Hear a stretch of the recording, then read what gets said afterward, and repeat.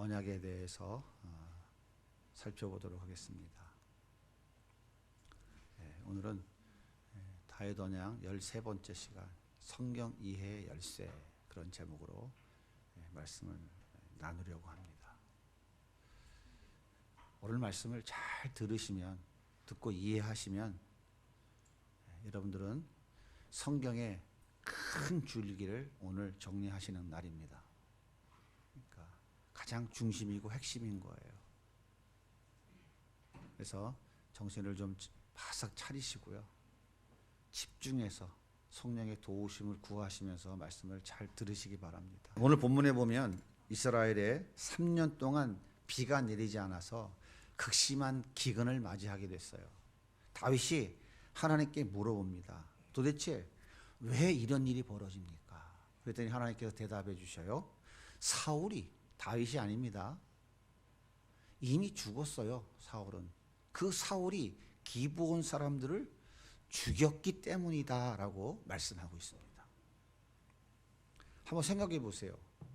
사울과 그의 집안이 피를 묻혔는데 어째서 다윗과 이스라엘 백성들이 3년 기근이라고 하는 무서운 징계를 받아야 됩니까?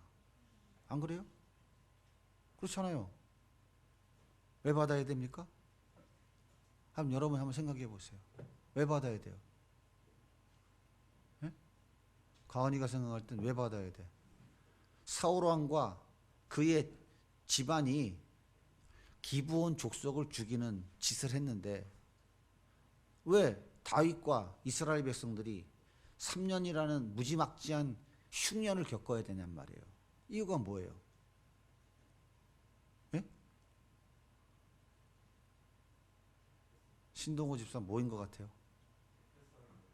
대표성에 올려서 듣긴 들었네. 다윗이 무슨 예수님입니까? 그건 적용이 잘못 약간 틀린 것 같아요. 지금 우리가 무엇을 공부하고 있어요? 우리가 무엇에 대해서 공부하고 있어요? 여기 핵심이 있다고요. 제가 미리 말씀을 드렸잖아요. 아비에제가 자손 3, 4세까지 이른 것일까요? 가게에 흐르는 저주가 임한 것일까요? 그게 아니란 말이에요. 그거 아니에요. 본문의 내용을 제대로 이해하지 못하면 성경 해석에 오류를 낳게 되고요. 잘못된 적용으로 큰 문제를 일으키게 되는 거예요.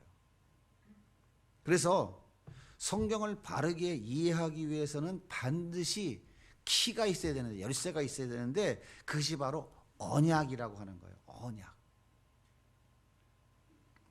성경은 창세기로부터 요한계시록까지 그 모든 내용이 하나님께서 먼저 약속해 주시고 나서 그 약속을 어떻게 역사 속에서 이루어가고 계신가 하는 내용을 기록해 놓은 게 성경이라고요. 따라서 하나님의 언약을 바르게 이해하지 못하면 성경을 바르게 이해할 수 없는 거예요. 그래서 우리가 이 언약이라고 하는 것은 성경을 이해하는 가장 중요한 열쇠인 것입니다. 오늘 본문도 마찬가지예요.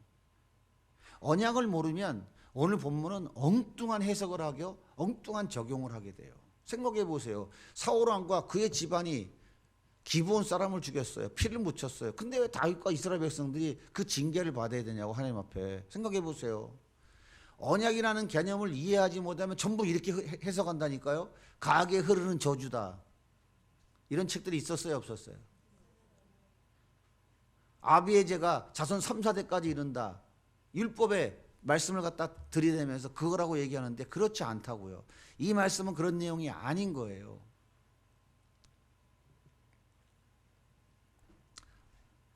다윗 언약은 정확하게 딱 집으면 우리가 이미 살펴본 대로 사무엘하 7장 1절부터 17절까지의 내용이 핵심이에요. 그런데 그 이전의 내용 사무엘상 1장부터 시작해서 사무엘하 6장 마지막까지의 내용은 뭐냐면 사무엘하 7장 1절부터 17절 다윗 언약을 준비하는 과정인 거예요. 그리고 18절 이후로부터 21장, 22장, 23장, 24장 사무엘하가 끝날 때까지는 그 언약이 어떻게 전개되고 그 언약이 어떻게 적용되어지는가 하는 내용을 기록하고 있는 것이다, 그런 얘기예요. 그러니까 사무엘하 21장은 뭐예요? 지금 다윗 언약이 적용되어지고 있는 내용을 기록해 놓은 것이죠. 그래서 언약을 모르면 사무엘상하 전체를 이해할 수 없는 거예요. 그것뿐만이 아닙니다. 한 걸음 더 나아가면 다윗의 왕국이 500년 동안 이어져 왔잖아요. 거기에서 북이스라엘에서 19명의 왕이 계속 뒤바뀌어져 갔어요. 남유다의 20명의 왕이 계속 뒤바뀌어져 갔어요. 하나님 마음에 합한 자가 북이스라엘에는 단 한 명도 없었어요. 남쪽에는 있기는 겨우 있긴 있었는데 그것도 잠깐이었어요. 다윗과 같이 온전하게 하나님의 뜻을 행하는 왕은 없었다고요. 히스기야가 잠깐, 그 다음에 종교개혁을 일으켰던 요시아가 잠깐, 3명밖에는 없어요. 근데 북이스라엘은 완전히 망했는데 남유다 왕국은 왜 계속해서 그 혈통이 이어져 갔는가? 이해를 할 수가 없다고, 이해를 할 수가. 북이스라엘에는 반역이 일어나서 왕조가 바뀌고 왕이 바뀌고 피가 바뀌고 계속 바뀌었는데 남유다도 북이스라엘보다 더 악을 많이 행했는데 어째서 다윗의 혈통이 끊어지지 않고 계속 이어져 갔을까?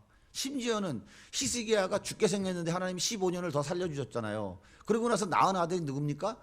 므낫세잖아요. 므낫세가 어떤 왕이에요?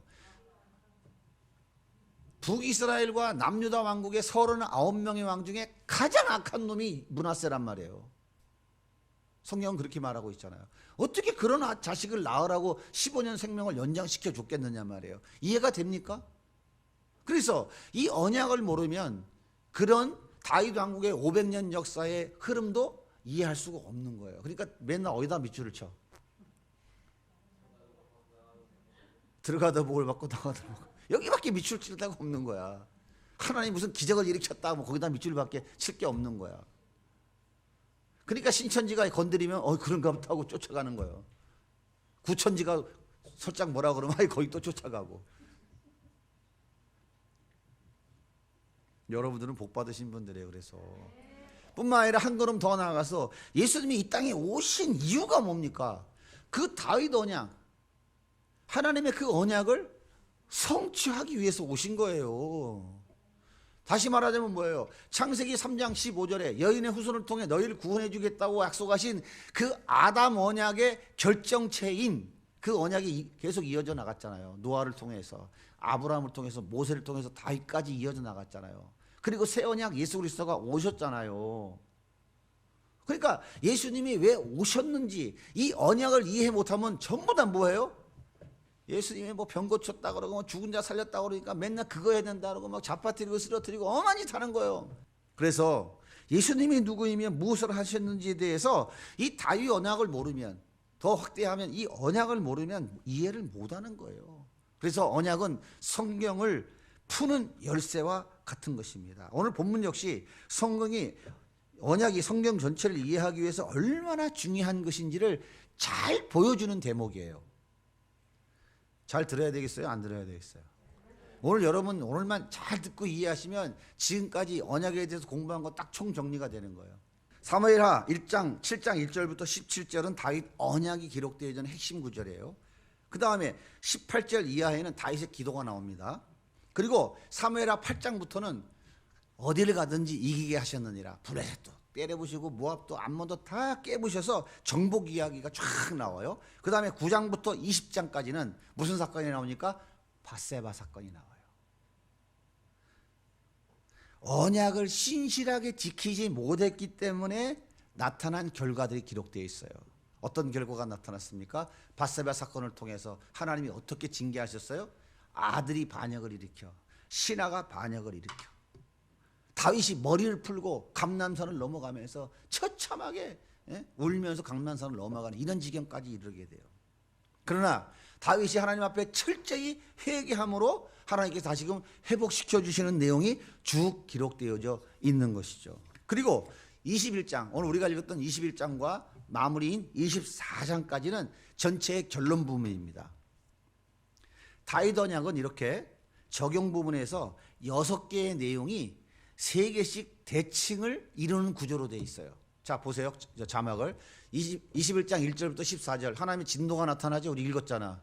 누구를 죽여서? 기브온 사람을. 누가 죽여서? 사울이 죽여서.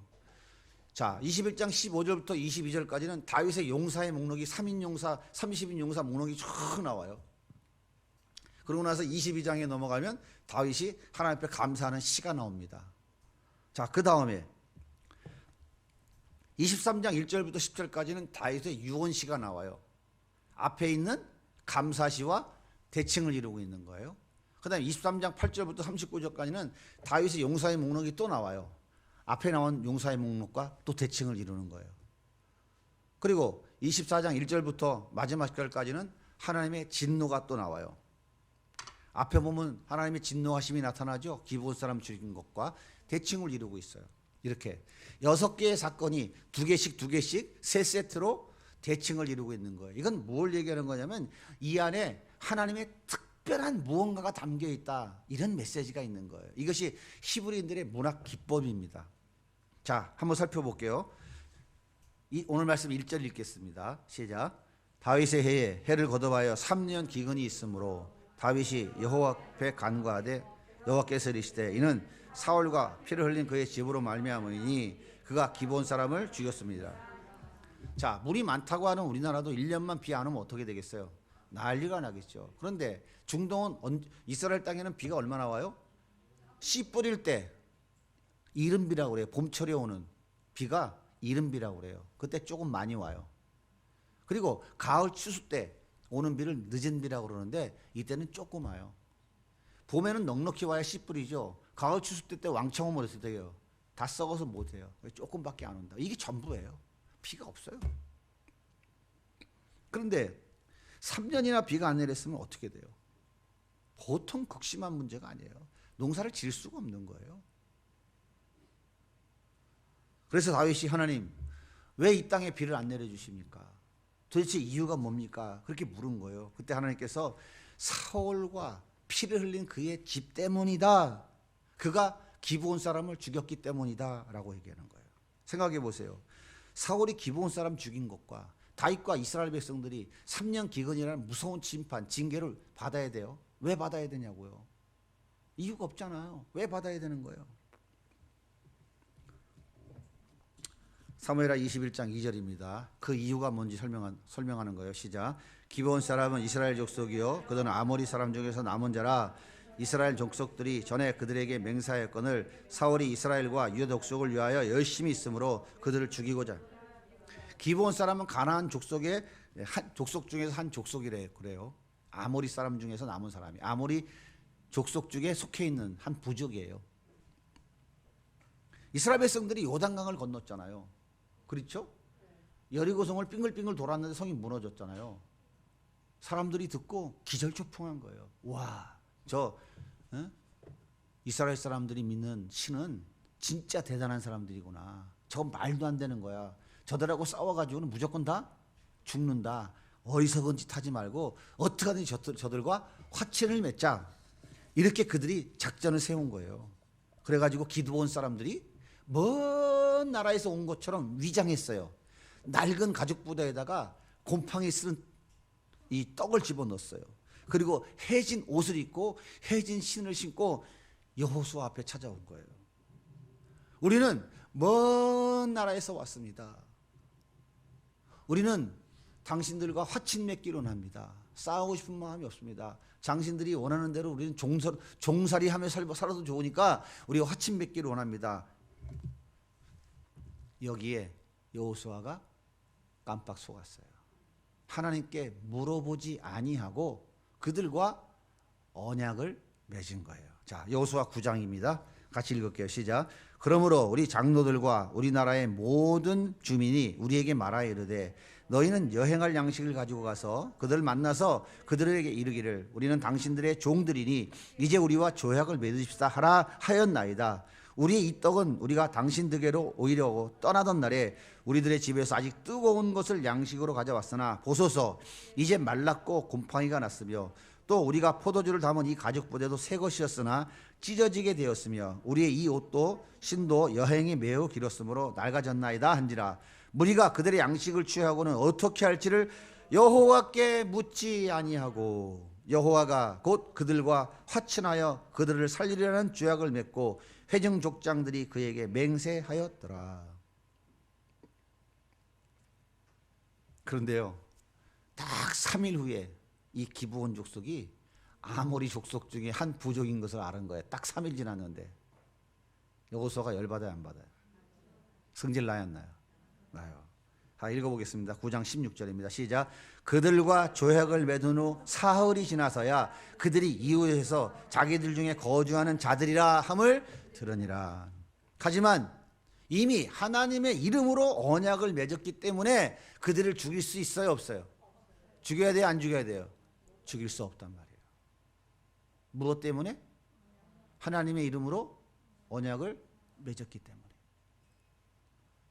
자, 한 구절 더 읽겠습니다. 시작. 이스라엘 자손이 행군하여 셋째 날에 그들의 여러 성읍에 이르렀으니 그들의 성읍은 기드온과 그비라와 부에롯과 기랏 여하림이라. 그러나 회장 족장들이 이스라엘의 하나님 여호와로 그들에게 맹세했기 때문에 이스라엘 자손이 그들을 치지 못한지라. 그러므로 회중이 다 족장을 원망하니 모든 족장이 온 회중에게 이르되 우리가 이스라엘의 하나님 여호와로 그들에게 맹세하였은즉 이제 그들을 건드리지 못하리라. 우리가 그들에게 맹세한 맹약으로 말미암아 진노가 우리에게 임할까 하노니 이렇게 행하여 그들을 살리리라 하고 무리에게 이르되 그들을 살리라 했다가 말이에요.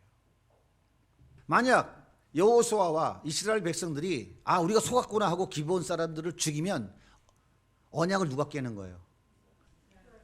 여호수아와 이스라엘 백성들이 언약을 깨는 거예요.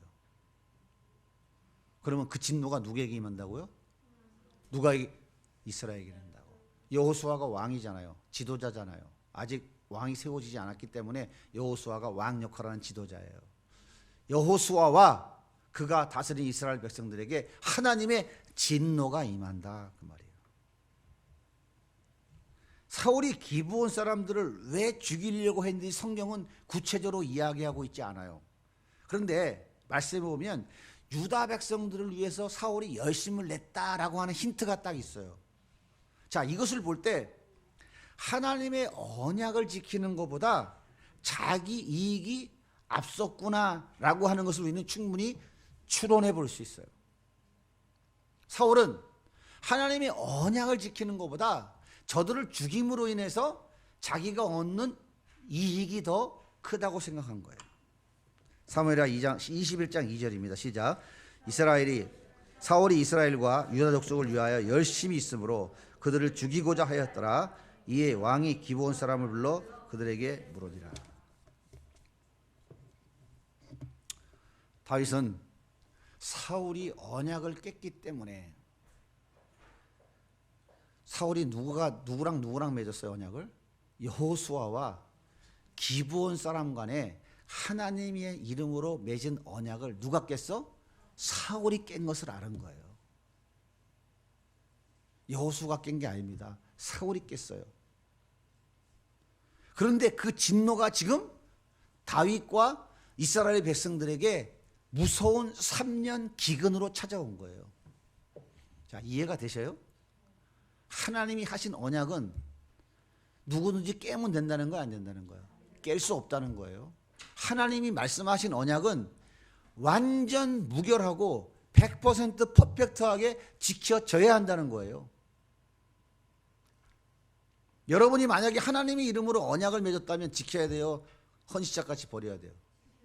잘 생각해 보세요. 이 말씀을 나에게 적용하면서 들어보시라고요. 여러분이 하나님과 맺은 언약이 있어요, 없어요? 있잖아요. 처음 주님을 만났을 때 아이고 주님 뜨거 너무 감사합니다. 죽도록 충성하며 살게요. 했어요, 안 했어요? 했어요, 안 했어요? 여러분 건갈치는 유업을 하는 게 아니에요. 나는 모르지만 내가 하나님과 맺은 언약이 있다고요. 잘 생각하셔야 돼요.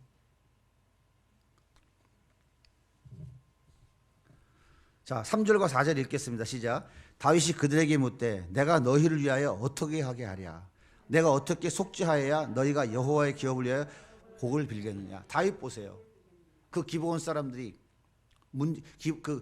그 문제를 해결해 주기 위해서 기브온 사람들을 불러서 물어보잖아요. 내가 어떻게 해야 속죄하겠냐? 아니 다윗이 뭘 잘못한 게 있냐고요. 근데 뭐라 그래요? 내가 어떻게 해야 너에게 속죄하겠느냐?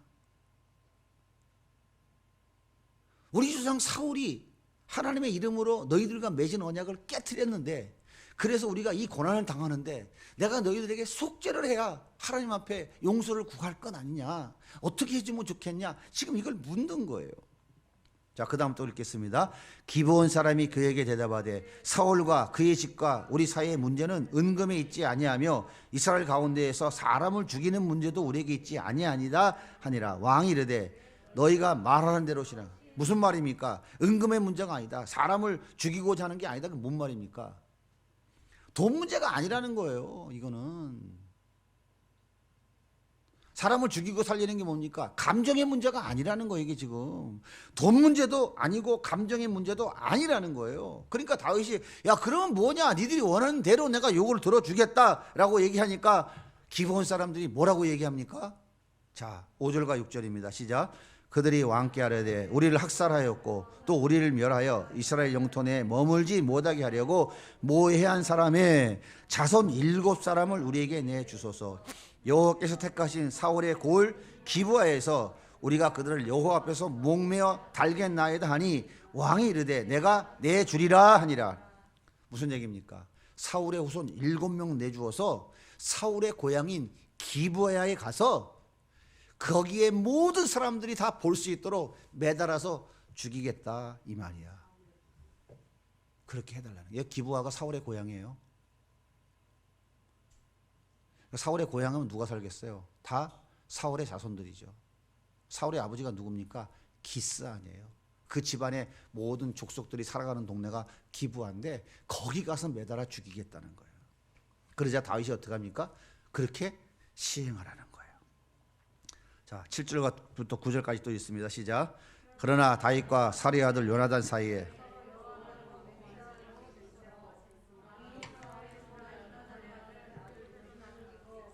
왕이 이에 아야의 딸 리스바에게 난 자 곧 사울의 두 아들 알모니와 무비후셋과 사울의 딸 메라백에서 난 자 곧 무홀라 사람 바슬레야의 아들 아드리엘의 5 아들을 붙잡아 그들을 기브온 사람 손에 넘기니 기브온 사람이 그들을 산 위에서 여호와 앞에 목매어 달매 그들 7사람이 동시에 죽으니 죽은 때는 곡식 빼는 첫날 곧 보리를 베기 시작한 때라. 자, 보세요. 사울과 세 아들은 블레셋과 길보아산 전투에 다 죽었잖아요. 그리고 막내 아들 하나 남았죠. 이스보셋. 이 이스보셋이 사울의 뒤를 이어서 왕위에 올랐는데 얼마 만에 죽었어요? 채 2년도 안 돼서 반란이 일어나서 죽어버렸어요. 사울 왕가는 이미 다 망해버렸습니다. 그래서 사울의 자식들 중에서 내줄 사람이 없는 거예요. 근데 보니까 사울의 첩이 있었어요. 미스바라고 하는 첩이 있었는데 이 첩에서 난 아들 2명이 있었어요. 너희 둘 이리 나와 뽑았어요. 그리고 사울의 딸 메랍이라고 하는 딸이 낳은 자식이 있었어요. 그 중에 5명 나와 7명을 내어준 거예요. 근데 성경에 보니까 뭐라 그래요? 요나단의 아들 무비보셋은 아끼고 누굴 줘야 돼? 사실은 제일 먼저 무비보셋을 줘야 돼. 근데 무비보셋은 안 주고 요건 싹 빼놓고 오리지널은 빼놓고 가리지널만 딱 준 거예요. 7을. 그래서 결국 무슨 얘기입니까? 사울의 첩에게서 난 자식들과 외손자 5을 기브온 사람 손에 넘겨준 것입니다. 그래서 목매달아 죽였어요. 왜 굳이 목매달아 죽였을까? 예? 왜 굳이 목매달아 죽일까요? 이 목매달아 죽이는 방법 말고 죽이는 방법이 한두 가지겠어요. 근데 왜 꼭 굳이 목매달아 죽였다고 성경이 말할까요? 목매달아 죽인 것은 언약을 어긴 대가라는 것을 가시적으로 보여주는 거예요. 신명기에 민수기에 보면 나무에 달려 죽은 자는 뭐라고요? 저주받은 자라고. 바로 그거예요. 하나님의 언약을 파괴해서 너 지금 하나님께 저주받아 죽었다라고 하는 것을 보여주기 위해서 나무에 매달아 죽인 거예요. 여러분, 고대 근동에서 언약을 맺는 것은요, 자기 목숨을 담보로 내놓는 것입니다. 그래서 언약을 깨면 넌 이렇게 죽어야 돼 라고 하는 의지를 그 언약에 담아요. 자, 창세기 15장에 보면 하나님이 아브라함과 언약을 맺죠. 그때 어떻게 하라고 합니까? 짐승 잡아가지고 반으로 쪼개서 쭉 늘어놓으라 그러죠. 그리고 언약 당사자가 글로 지나가는 거예요. 이건 뭘 얘기하는 거예요? 너 오늘 나와 언약 깨트리면 뭐같이 돼? 이 짐승같이 죽는 거야. 이것을 그 언약을 하면서 증거로 서로 가지고 있는 거예요. 이게 고대 근동의 언약, 계약을 맺는 방식이라고요. 그래서 언약을 지키지 않은 저주가 사울 집안에 임했다라고 하는 것을 그 가문의 모든 사람이 볼 수 있도록 목매달아 죽인 거예요. 여러분, 하나님의 언약이 얼마나 무서운지 아시겠어요? 하나님은 얼마나 그 언약을 철저히 지켜야 된다는 것을 의지적으로 보여주시는 것인지 아시겠습니까? 자, 한번 여쭤볼게요. 하나님이 여러분들을 구원하시겠다고 하는 약속은 반드시 지켜질까요? 안 지켜질까요? 하나님이 여러분의 기도를 들으시겠다고 하는 약속은 하나님 지키실까요? 안 지키실까요? 이게 언약인 거예요. 이게 언약인 거라고요. 자꾸 감정에 치우치지 마세요. 진리의 기준점을 둬야 되지, 복음의 기준점을 둬야 되지. 기분 좋으면 될 것 같고 기분 나쁘면 안 될 것 같고, 하나님은 그렇지 않다니까요. 말씀하신 대로 역사 속에서 이루어 가시는다고요. 그분이 하나님이에요. 만약에 하나님이 기분에 따라, 상황에 따라 마음이 바뀌면 어떻게 되겠어요? 아주 엎었다 뒤집었다 난리 날 거예요. 후라이팬에다 올려놓고 푹 익힌 다음에 아이 뒤집어야지 하고 팍 거기다 익었나 보자고 꼬챙이로 푹 찔러본다. 아니, 들리겠네. 또 집어서 팍 하고, 아유 온도가 좀 낮냐고 더 올리면 어떻게 되겠어?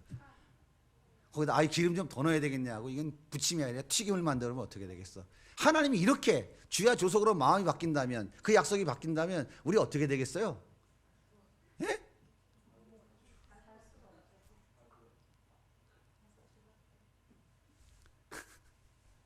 하나님은 우리와의 약속을 그렇게 지키시는 분이기 때문에 신실하신 분이다라고 말하는 거예요.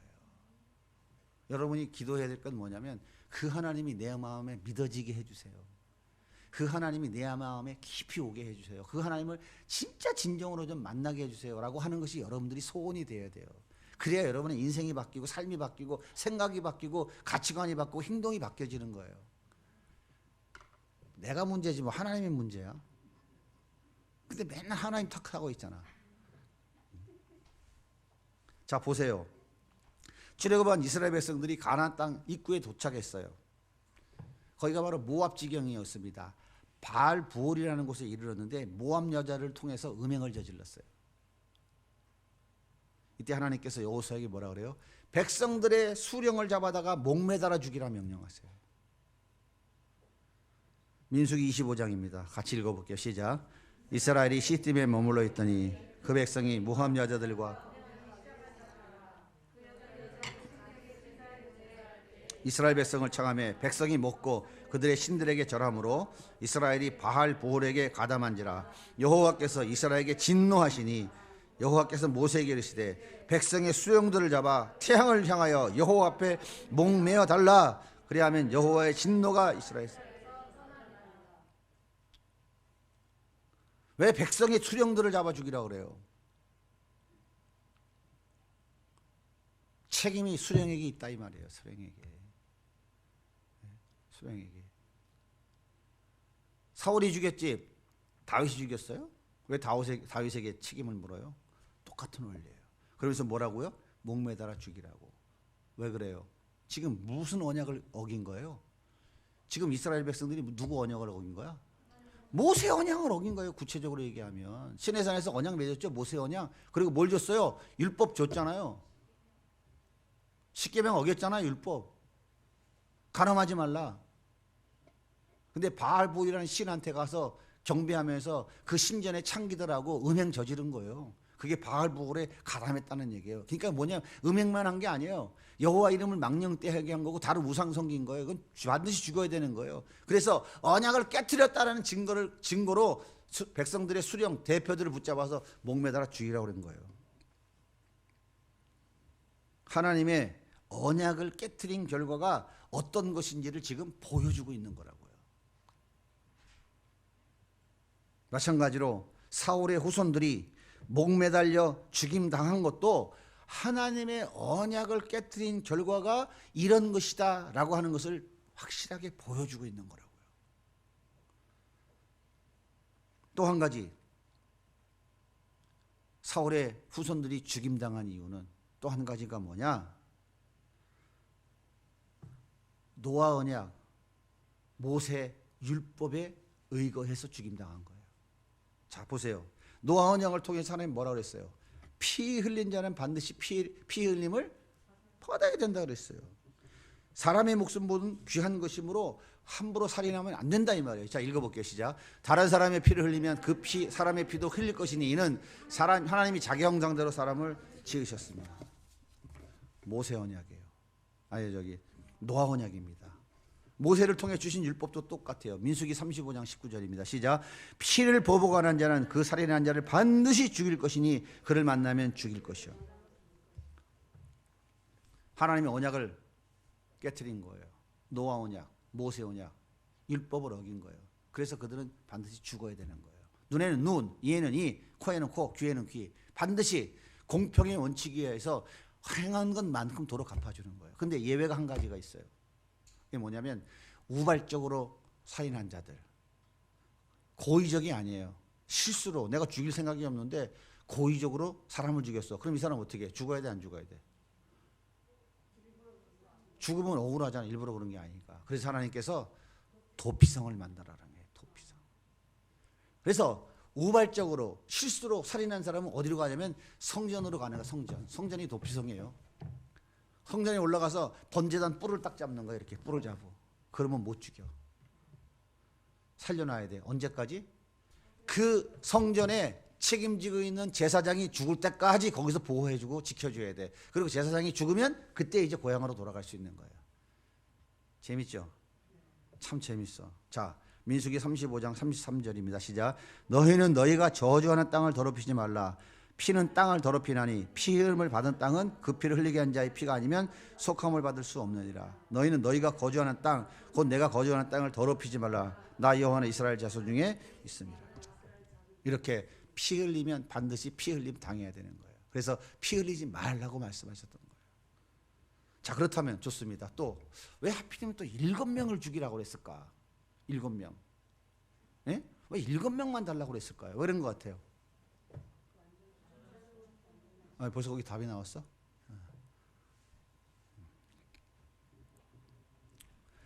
숫자 7은 성경에서 어떤 의미가 있냐면 완전수 전체를 의미하는 거예요. 그래서 7명만 내달라는 것은 기브온 사람 전체를 사울이 죽이려고 했기 때문에 상징적으로 사울 집안의 모든 사람들을 다 내놓으라고 하는 것과 똑같은 상징인 거예요.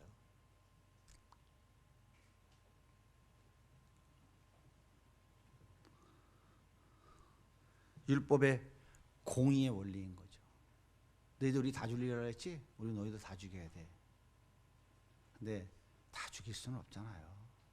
그래서 7명만 대표로 죽임으로 기브온 사람들, 사울의 자손을 다 죽인 것으로 상징적으로 보여줘. 뭐 하는 거예요 이게 지금? 율법 어기면 하나님이 언약 파기하면 니들 다 죽인 놈은 하나도 남김없이 다 죽어야 돼. 그 얘기하는 거예요. 여러분, 예수 그리스도가 날 위해 십자가에 죽으시고 그분이 나를 살리셨다고 하는 사실이 믿고 그 예수 그리스도를 영접하는 자들, 그 언약의 말씀을 믿는 자들, 받아들이는 자들은 어떻게 해요? 다 살고 웃기고 앉았네. 그럼 어떡한다고? 싹 한 놈도 예의 없이 다 죽는다 이 말이에요. 그래서 하나님 뭐라고 했어요? 예수 그리스도 아니고는 예수의 이름 외에 구원받을 만한 다른 이름을 너에게 준 일이 없느니라. 신약에 가면 이 말씀이 그렇게 연결이 되어지는 거예요. 싹 죽는 거예요. 싹 죽는다는 게 뭡니까? 착한 일하고 좋은 일하고 선한 일하고 뭐 물고기 몇 마리 뭐 방생했다고, 삐꾸라지 몇 마리 방생했다고 그런 장난질 같은 거 가지고 되지 않는다 그 얘기예요. 하나님의 이 언약의 말씀, 창세기 3장 15절에 여인의 후손을 통해 너를 내가 구원해 주겠다고 하는 그 약속을 믿고 받아들이고 고백하며 그 말씀이 내 삶에 드러나도록 삶을 살아내는 그 자들, 그들이 바로 언약을 지키는 자들이기 때문에 영원히 산다 그 말이에요. 그렇지 않은 자들은 어떻게 해요? 싸그리 간다. 그 사람이 누구인가 상관없다. 기브온 사람들의 요구는 개인의 사사로운 감정이 아니었습니다. 이것은 사울이 이스라엘과 맺은 언약을 깬 것에 대한 요구인 거예요. 피 흘림에 대한 심판을 행한 거예요. 왜 그렇게 했어요? 다시는 기브온 사람들을 죽이려고 하는 일을 재발시키지 말아야 된다는 거예요. 바로 이것이에요. 자, 그런데 왜 무비보셋은 싹 빼놨을까? 그죠? 무비보셋은 왜 싹 빼놨어요? 여러분, 무비보셋이 어떤 사람이죠? 절름발이에요, 절름발이. 예?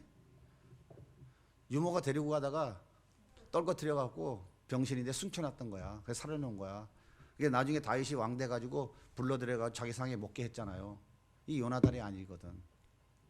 자, 절름발이 무비보셋이 불쌍해서 안 내줬을까요? 요나단과의 의리 때문일까요? 아니에요. 다윗과 요나단 사이의 언약 때문이에요.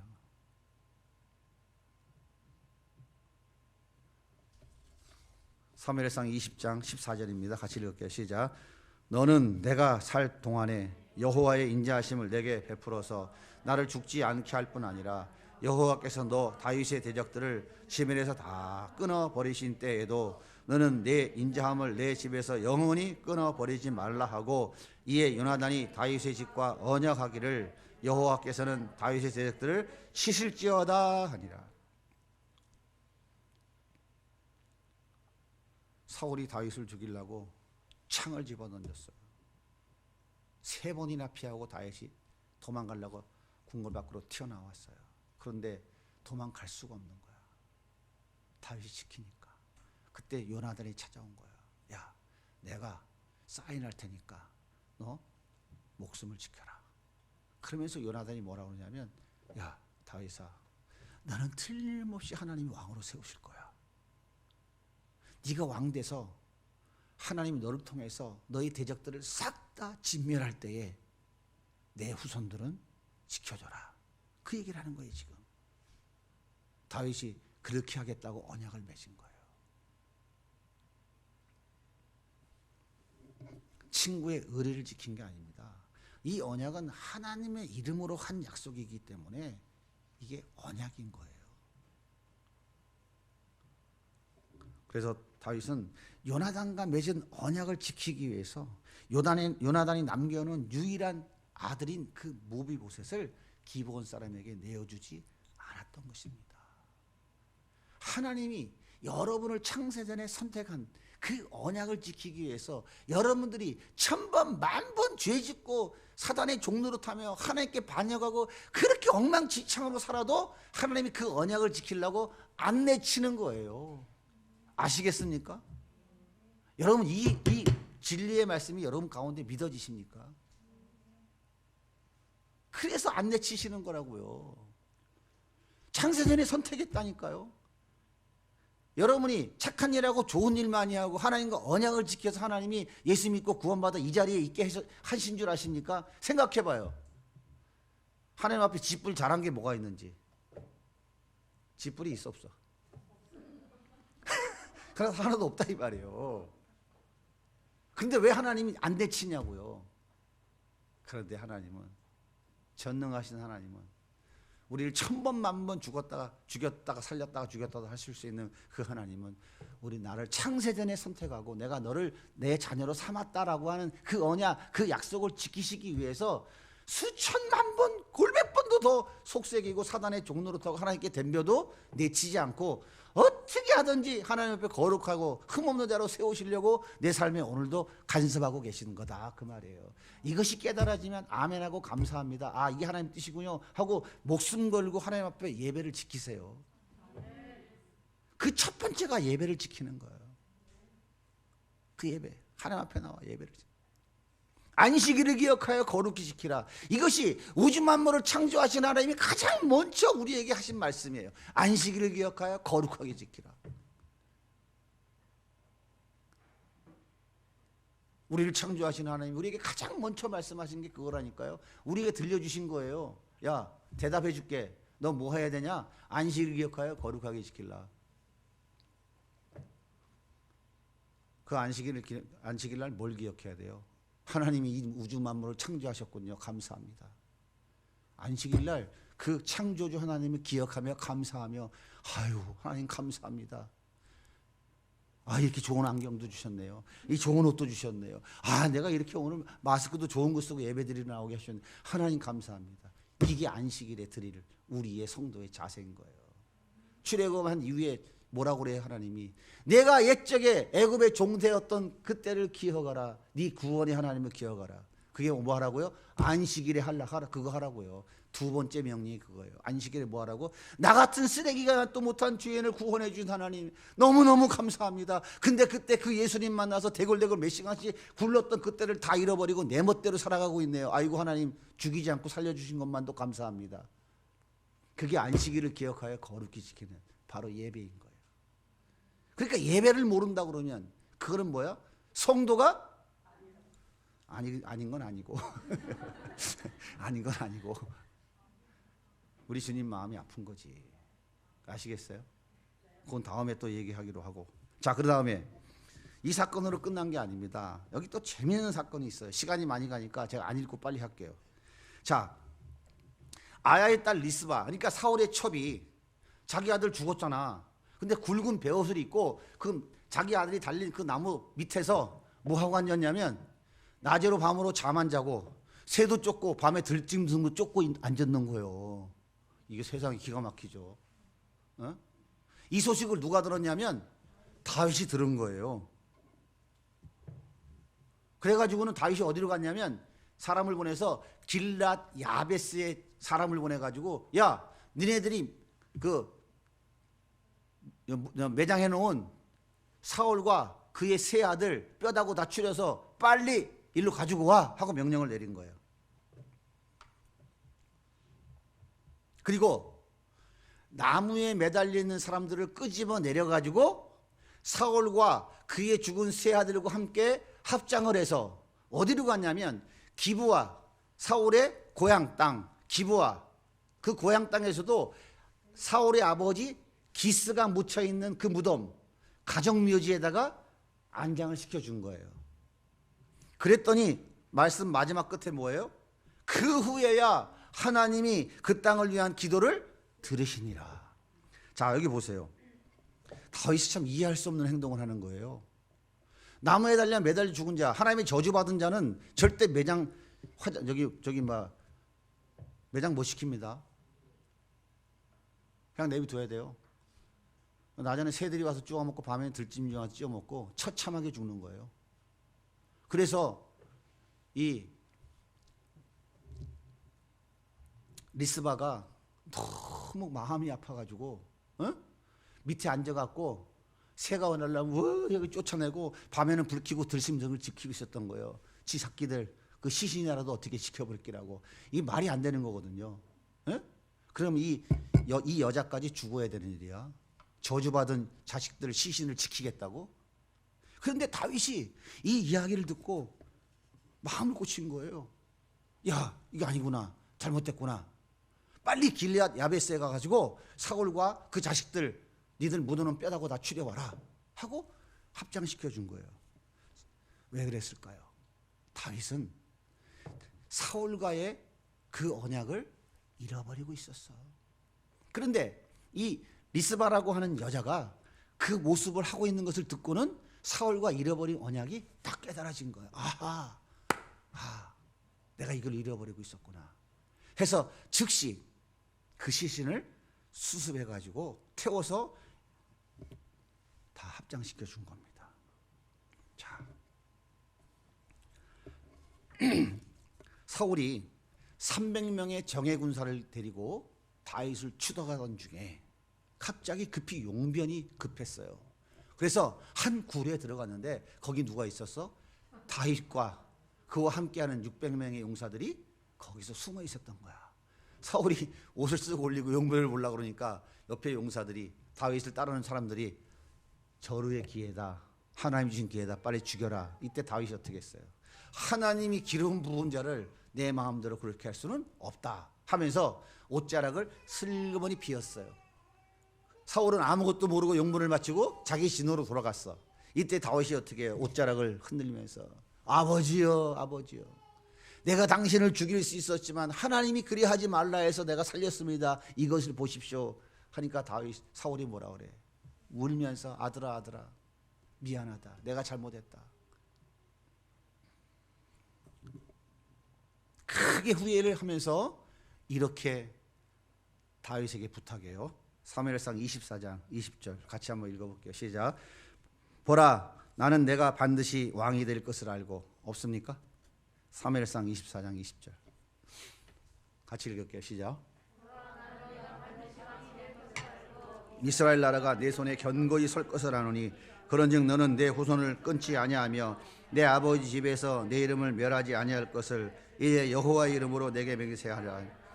다윗이 사울에게 맹세하며 사울은 집으로 돌아가고 다윗과 그의 사람들 내 후손을 끊지 않고 내 아버지 집에서 내 이름을 멸하지 아니할 것을. 지금 길르앗 야베스 사람들이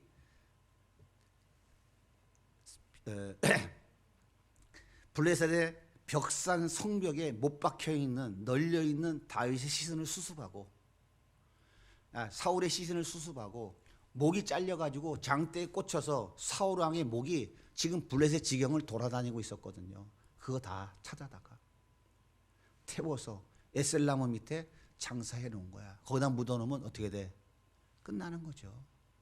오늘 말씀대로 내 아버지 집에서 그 이름은 어떻게 돼? 영원히 끝나버리는 거예요. 다윗이 내가 이때 사울과 맺은 언약이 있잖아, 그 생각을 한 거예요. 그래서 다윗이 수습을 해서 누구의 무덤에? 기브와 사울의 아버지 기스가 안장되어져 있는 가정묘지에 같이 갖다 묻어준 거예요. 결론이 뭡니까? 사울과의 언약을 지키기 위해서 하나님이 시신을 수습해서 해결해 주는 모습을 보시면서 책망하지 않았어요. 너 어떻게 그 시신을 수습해서 해주느냐? 책망하지 않았어요. 언약을 지키는 것을 보시고 바로 그거야, 그 언약을 지켜야 되는 거야 하면서 그 후에야 그들의 기도를 들으신 거예요. 비를 내리신 거예요.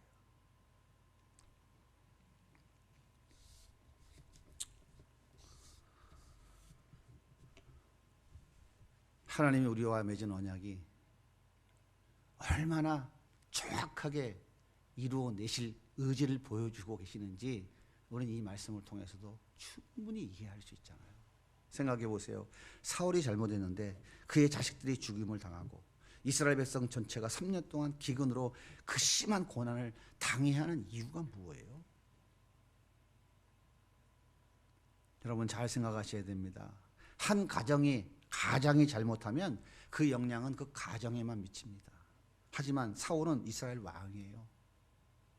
왕은 하나님을 들이해서 이스라엘 모든 백성을 통치하는 사람입니다. 따라서 왕이 행한 그 행동은 왕 자신과 가족뿐만 아니라 그가 다스리는 나라 전체에 그 영향이 미칠 수밖에 없는 거예요. 따라서 사울의 그 죄가 백성들 전체에 미친 거예요. 이게 대표성의 원리입니다. 신동호 집사 알겠지?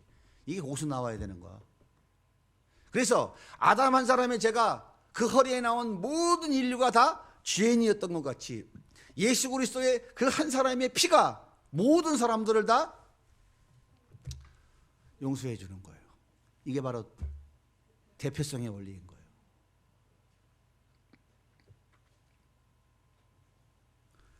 뿐만 아니라 다윗이 이 일을 처리해 준 것은 자기 개인의 일이 아닙니다. 왕은 하나님의 대리 통치자이고 이스라엘 백성의 대표로서 행한 것이에요. 뿐만 아니라 왕은 하나님의 언약을 잘 지키도록 해야 하는 책임이 있다 하는 것을 보여주는 거예요. 여러분, 바로 사울과 다윗의 차이가 여기 있는 겁니다. 아시겠어요? 사울과 다윗의 차이가 여기 있어요. 사울은요, 기브온과 맺은 언약이 하나님의 이름으로 체결되었음에도 불구하고 그 언약을 깨는 것을, 하나님의 언약을 깨는 것이라는 인식 갖지 못했어요. 우습게 여겼어요. 따라서 하나님의 대리 통치자로서의 그 권한을 남용하는, 그래서 그 죄가 모든 백성에게 미치도록 만들었어요. 반대로 다윗은 달랐어요. 기브온 사람들이 요구하는 것을 들어주었어요. 그건 곧 뭐예요? 하나님의 언약을 회복하기 위한 것이었어요. 사사로운 자기 이익을 위한 것이 아니었습니다. 무비보셋을 살린 것도 요나단과의 약속 때문이었고, 사울과 요나단 그리고 7명의 후손을 고향 땅에 묻어준 것도 지난날 사울과의 언약을 지키기 위한 것이었어요. 여러분, 이렇게 하나님과 하나님의 언약을 지킨다는 것은 사울같이 되느냐 다윗같이 되느냐, 사울의 집안과 같이 되느냐 다윗의 집안과 같이 되느냐, 이 극명한 차이가 있는 거예요. 아시겠습니까? 예? 그래서 이것을 우리에게 적용하면 뭐냐면, 사무엘하 5장에 보면 하나님께 묻고 하나님 말씀하신 대로 예 순종하면 하나님이 놀랍게 역사하신다 그 말이에요. 당연한 거죠. 언약을 지키면, 하나님 말씀을 지키면 당연히 하나님께서 은혜를 주시는 거죠. 안 주시면 어떡한다고요? 하나님의 언약을 파기하는 거기 때문에 어떻게 된다고? 사울같이 간다고요. 성경은 분명하게, 아주 간단 명료하게 우리에게 가르쳐주고 있어요. 우리가 하나님 말씀을 어기면서 여러 가지 합리적인 이유를 댑니다. 하지만 이것은 하나님과 언약을 가볍게 여기는 것이고요, 하나님과 언약을 깨는 거예요. 내 이웃을 내 목같이 사랑하라.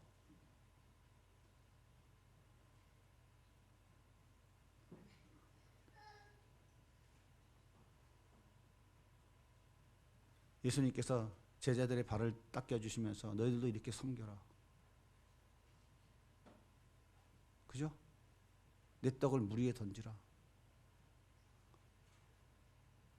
죄와 피 흘리기까지 싸워라. 수없이 말씀하셨잖아요. 그죠? 그것이 언약이에요. 그리하면 언약이에요, 그게. 근데 우리는 그 언약이 얼마나 중요한 것인지, 그 언약을 파기하면 하나님이 얼마나 무섭게 징계하시는지 너무 모르고 잘 이해하지 못하고 성경을 읽고 신앙생활을 하다 보니까 초점이 잃은 우리의 삶이 참 많이 있을 수밖에 없었다 하는 생각이 들어요. 사울의 집안은 망하고 다윗의 집안은 점점 강성해진 이유가 무엇인지 오늘의 이야기 속에 선명하게 들어있는 것입니다. 하나님은 불가능이 없으신 분이에요. 하나님은 무소부지하신 분입니다. 하나님은 어떠한 것도 다 이루실 수 있는 분이에요. 그 하나님을 여러분 너무 가볍게 여기지 마십시오. 그 하나님이 믿어지지 않으면 좀 믿어지는 은혜를 달라고 그때 한번 좀 굶어봐요. 그때 딴 데 굶지 말고. 살 안 빠지니까. 유영만 알겠어? 예? 하나님 말씀이 내 안에 진짜 막 이렇게 막 예? 잘 박힌 목과 같이 대못 박혀가지고 그 말씀이 막 내 안에 역사하도록 하나님 좀 도와주세요 이러면서 밤을 한번 세워봐봐. 진짜로요. 그럼 어떤 역사들이 일어나는지. 우리의 대표인 아담이 하나님 말씀을 어김으로 인해 죄와 죽음의 고통이 찾아온 것이에요. 그런데 우리의 대표이신 예수님께서 하나님 말씀에 순종했기 때문에 우리가 온갖 복을 받게 된 것입니다. 하나님 우리와의 약속을 반드시 지키시는 분이십니다. 한번 따라해 보세요. 하나님은 우리와의 약속을 반드시 지키십니다. 우리 구원은 좀 크게 해봐요. 너무 은혜가 돼서 그래요. 우리의 구원은 반드시 완성하십니다. 약속하신 새하늘과 새 땅은 반드시 열립니다. 네. 우리가 이 소망 갖고 살아가는 거예요. 이 믿음 갖고 살아가는 거예요. 이 언약의 확신을 갖고 살아가면 뭐가 걱정할 게 있겠어요? 뭐가 염려할 게 있어요? 행복하지 않을 수가 없습니다. 성도는 하나님과의 언약을 지키겠다고 하는 전제를 가진 사람들이에요. 여러분들 예수 믿고 구원받았다고 하면 여러분 하나님 말씀, 그 하나님과의 언약을 지키겠다고 아주 그냥 몸부림치며 살아가야 될 사람들이다 그 말이에요. 하나님 말씀에 생명 걸고 순종함으로 하나님의 하나님 되심을 더욱 높여드리고 그 하나님의 살아계심을 날마다 경험하며 살아가는 성도님들이 되실 수 있기를 아주 진정한 마음으로 간절한 마음으로 소원합니다. 할렐루야. 하나님, 이 언약의 신실한 하나님께 감사의 박수 한번 합시다.